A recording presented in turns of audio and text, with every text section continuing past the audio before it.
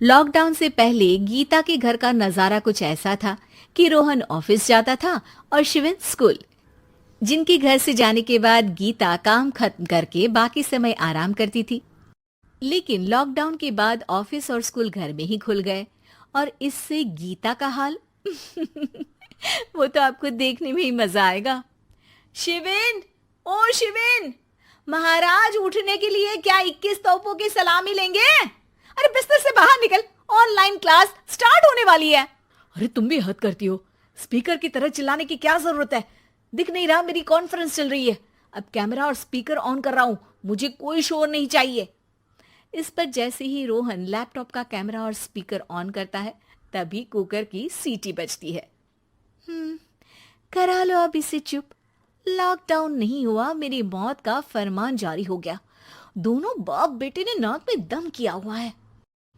ऐसा बोलकर गीता वहां से शिविन के कमरे में पहुंच जाती है, जहां शिविन अभी भी सो रहा होता है।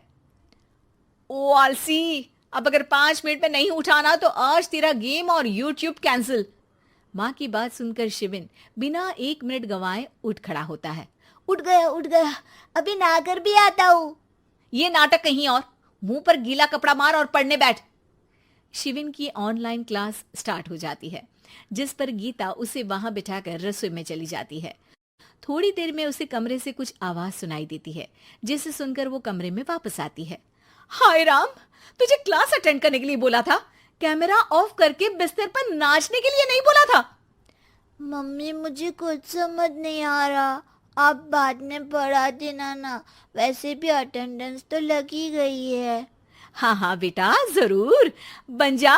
तू अभी से हम सबका बाप बन जा। अरे नहीं मतलब कहाँ से लाते हो इतना दिमाग, और पढ़ाई करते हुए ये चला कहाँ जाता है? नाइस क्वेश्चन, दिमाग से पूछकर बता दूंगा। शिविन की बातों से परेशान होकर गीता उसे मारने के लिए जैसे ही आगे बढ़ती है तभी वो कमरे से बाहर भाग जाता है। अब शिविन आगे आगे और गीता हाथ में चप्पल पकड़े उसके पीछे पीछे पूरे घर में दोनों घूम रहे होते हैं। इसी बीच वो रोहन के पास पहुंच जाता है और शिविन को मारने वाली चप्पल रोहन के लैपटॉप पर जाकर गिरती है। ओए माँ! मम्मी, अब पापा को चप्पल मार रही हो? वो आज तक के रिपोर्टर, चुपचाप जाकर क्लास अटेंड कर ले, नहीं तो अगली तेरे पीछे लगेगी।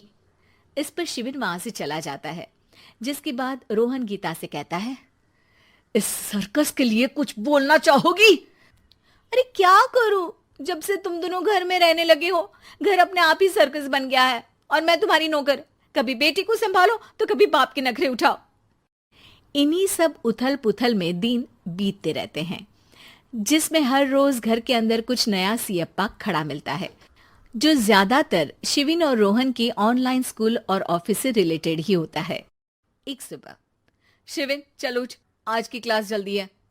कैमरा ऑफ करके आप अटेंड कर लो। अरे ऐसे छित्तर पड़ेंगे, दादी नानी सब एक साथ याद आ जाएंगी।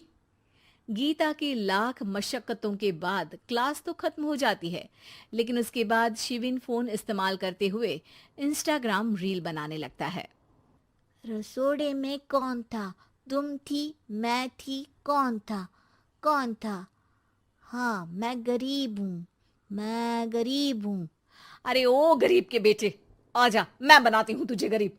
मैं बताती हूँ रसोड़े में कौन था। पढ़ाई करने बोलो तो इनकी माँ मर जाती है, और ये पागलपंतियां जितनी मर्जी करा लो। गीता शिविन को डांट रही होती है, तभी रोहन बीच में बोल पड़ता है। अरे बच्चा ही तो है, इतना गुस्सा क्यों कर रही हो? बेटे का साथ देने की इसी एक कोशिश में अब शिविन के साथ साथ रोहन भी गीता के गुस्से की सूली पर चढ़ जाता है। अगर बेटे पर इतना ही प्यार आ रहा है तो इसे क्लास अटेंड क्यों नहीं कराते, इसका होमवर्क क्यों नहीं कराते? उस समय तो बहुत जल्दी मीटिंग आ जाती है, वो काम मैं करूं और यहाँ इस बेफिजुली की चीज में तरफदारी करके बन जाओ महान।